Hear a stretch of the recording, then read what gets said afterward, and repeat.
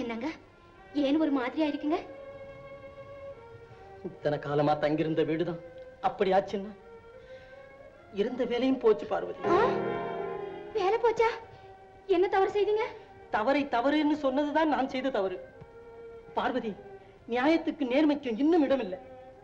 லலிதா இருக்காளே, நம்ம கலா கூட்டாளி, அவதான் என் வேலைக்கு கல்லு பிடிச்சிட்டா. லலிதாவா? உங்க முதலாளி வீட்டுல அவளுக்கு என்ன வேலை? அவளுக்கு இனி அங்கேதான் வேலை. கட்டின புருஷனை காவி வேட்டி கட்ட வச்சு அவ உறவு வேண்டாங்கன்னு சொன்னதுக்குத்தான் வேலை இல்லை, வெளியே போடான்னு சொல்லி அனுப்பிச்சிட்டாரு வரதராஜ முதலியார். நாம் உண்டு நம்ம வேலை உண்டுன்னு தான் போகணும். இந்த காலத்துல ஊரை திருத்துறது லேசான காரியமா? அதுக்காக கண்ணெதிரே நடக்கிற அலங்கோலத்தை பார்த்துட்ட பிறகுமா என்ன அங்க வேலை பார்க்க சொல்ற பார்வதி? மானத்தை உதுத்துட்டா தான் இனிமேல் நான் அங்க வேலை பார்க்கலாம். அப்படியெல்லாம் பார்க்க வேண்டாம்.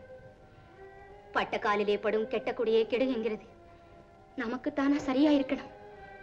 கவலைப்படாதீங்க, எல்லாத்துக்கும் அம்பிகை இருக்கா. அதை விட்டா உனக்கு வேற எதுவுமே சொல்ல தெரியாதா பார்வதி?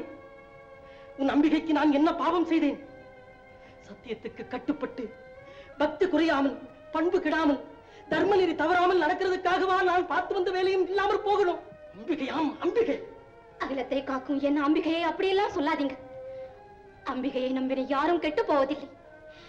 வண்ட குடிசை இல்லாம ஒரு கபலம் சோறு இல்லாம தவிக்கிற எத்தனையோ குடும்பங்களை விட நம்ம நல்லா தான் வச்சிருக்கா அம்பிகை. அன்பும் பண்பும் நம்ம வீட்டுல நிறைஞ்சிருக்கிற போது அதை விட மேலானது வேறு என்ன வேணும்? மேலானதா? பணம் பார்வதி, பணம். வெள்ளையப்பன் நம்ம வீட்டுல நடமாடினாத்தான் எல்லாரும் நம்ம வந்து எதிர்கொள்வாங்க, வரவேற்பாங்க, மாலை போடுவாங்க. வேற எந்த அப்பன் வந்தாலும் நம்ம வீட்டுல உல பொங்காது பார்வதி, உல பொங்காது. வறுமையும் கண்ணீரும் தானா நமக்கு வாழ்வில் கிடைத்த பலன்? அப்படியெல்லாம் பேசாதீங்க. எல்லாம் தெரிஞ்ச நீங்க இப்படி பேசலாமா? வண்டி சக்கரம் சுத்துறது போல நிலையில்லாததானே செல்வம். பழங்கதை பேசி பயன் என்ன? இனிமே நம்ம குடும்பம் எப்படி நடக்கும்? அம்பிகையின் அருள் இருக்கிற வரைக்கும் நமக்கு ஒரு குறையும் வராது. நீங்க மனசை அலட்டிக்காதீங்க. சாப்பிட வாங்க வாங்க. இப்படி வெயில்ல சுத்தினா உங்க உடம்பு தாங்குமா? பஞ்சநமத்தையில படுக்க வச்சு பாலும் பழமும் கொண்டாந்து கொடு பார்வதி இந்த சம்பாத்தியக்காரனுக்கு. பகட்டான வாழ்வு நடத்துறாங்களே பங்களாவாசிங்க, அவங்க தானா பாலும் பழம் சாப்பிடறதுக்கு லாய்க்கு? வேலைக்கு அலைஞ்சு அலைஞ்சு என் காலும் சோர்ந்து போச்சு, கண்ணும் இருண்டு போச்சு.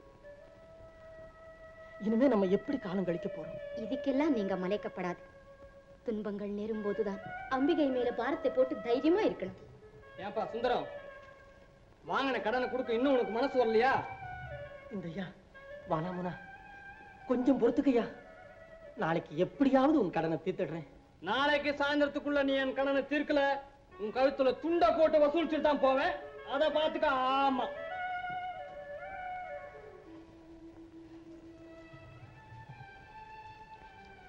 இந்தாங்க, இதை கொண்டு போய் வித்து முதல்ல அந்த கடனை தீர்த்துட்டு வாங்க. நம்ம ஆபத்து அவசரத்துக்கு உதவாம இதை போட்டு நான் அழகு பாக்குறதுக்கு யோசிக்காதீங்க. பார்வதி, மிஸ்டர் வரதராஜன், இது ரொம்ப சீரியஸ் கேஸ். டாக்டர், என் சுவாமியை எப்படியாவது காப்பாத்துங்க டாக்டர். என்னால முடிஞ்சதெல்லாம் செய்யணும், அப்புறம் கடவுள்கிட்ட வா. அப்படியெல்லாம் சொல்லாதீங்க டாக்டர். என் சுவாமியை நீங்க எப்படியாவது காப்பாத்தணும் டாக்டர். இல்லைன்னா நான் உயிரோட இருக்க மாட்டேன் டாக்டர், உயிரோட இருக்க மாட்டேன். எப்படியாவது என் சுவாமியை காப்பாத்துங்க. அம்மா, இப்படி எல்லாம் நீங்க அழுது பூஜை போட்டுக்கிட்டு இருந்தா எனக்கு ஒரு வேலையும் ஓடாது. நெக்ஸ்ட், இந்த அம்மாவை வீட்டுக்கு அனுப்பி வைங்க. இங்க இருந்தா சும்மா இருக்க மாட்டாங்க. சும்மா இருக்கேன் டாக்டர், என்ன வெளியே போக சொல்லாதீங்க டாக்டர். என் சுவாமியை விட்டுட்டு நான் போறேன் டாக்டர். அம்மா, டாக்டர், அம்மா, சுவாமி, அம்மா, தேவி.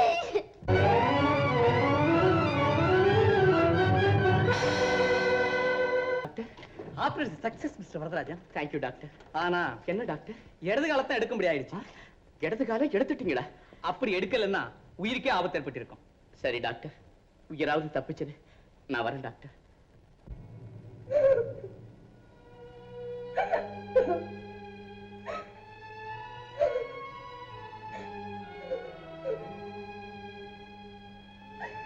பார்வதி,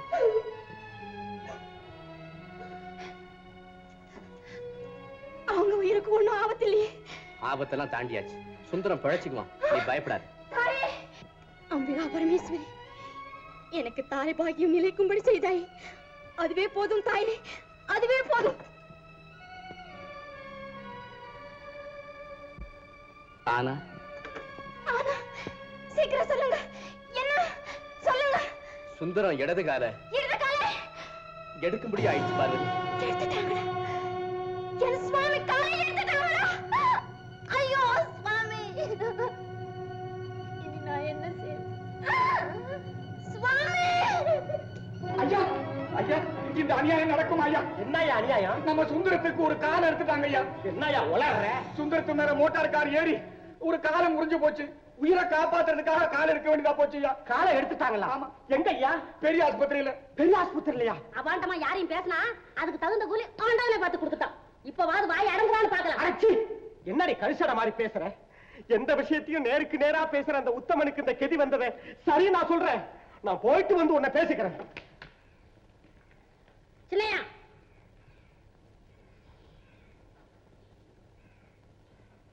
நீ எங்கயா கிளம்புற? நானும் தம்பி சுந்தரத்தை பார்த்துட்டு வரலான்னு தான். நீ பார்த்துட்டு வந்ததாக நான் சொல்லிக்கிறேன். ஸ்டோருக்கு போய் பிவி சாம்பார் பொடி ஊறுகாய் அனுப்ப சொல்லு. வேற ஏதாவது அனுப்பிட போறாங்க. பிவி மார்க் தான் வேணும். அதே அனுப்ப சொல்றேம்மா. போயிட்டு வந்து கணக்கெல்லாம் எழுதி முடியா? உங்க கணக்க முடிக்கவா? அது அங்கெல்லாம் முடிக்கணும். நானா இருந்தாலும் எப்பவோ முடிச்சிருப்பேனே. ஏமா பார்வதி, நாங்கெல்லாம் செத்து போயிட்டோம்னு நினைச்சுக்கிட்டியா? என்ன இப்படி கிடக்குறான், ஒரு வார்த்தை சொல்லி அனுப்பப்படாதா? யாரு வந்து என்ன ஆக போகுது மாமா? இப்படி நடக்கணும்னு என் தலையிலே எழுதிருக்கு. இல்லைன்னா என் சுவாமிக்கு கால் எடுக்கும்படியான நிலைமை ஏற்படுமா? ஆமாம்மா, நீ சொல்றது வாஸ்தவம் தான். விதியை வெல்ல யாராலையும் முடியாது. அவன் மனசால கூட ஒருத்தனுக்கு துரோகம் நினைச்சதில்லை. அப்பேற்பட்டவனுக்கு இந்த கதி வரலாமா? தம்பி சுந்தரம் தூங்குறதுக்கு மருந்து கொடுத்திருக்காங்க மாமா. ஓ, தூங்கட்டும் தூங்கட்டும்.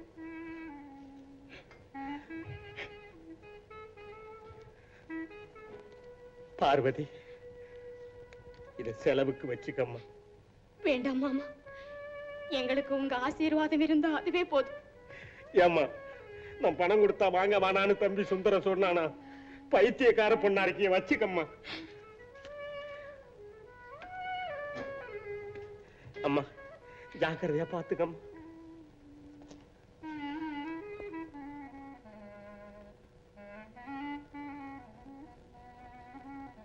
பார்வதி, ஆஸ்பத்திரி கிளம்பிட்டியா?